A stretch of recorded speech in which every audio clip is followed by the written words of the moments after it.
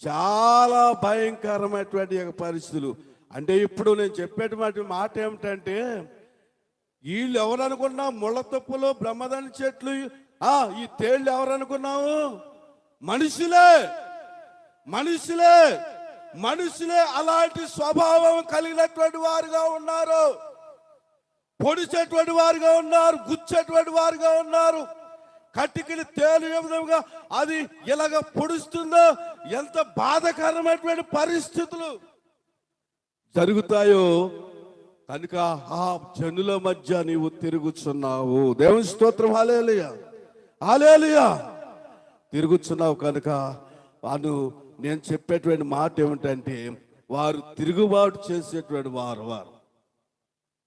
వినరు, నీ మాట వినరు. వాళ్ళు తిరుగుబాటు చేస్తారు నీ మీద. అయినప్పటికీ వారు వినినా వినకపోయినా నీవు మాత్రము ఏం చేయాలి? నా మాటను నీవు ప్రకటించు. దేవుని స్తోత్రం, హల్లెలూయా. నా మాటను నీవు ప్రకటించాలి నువ్వు.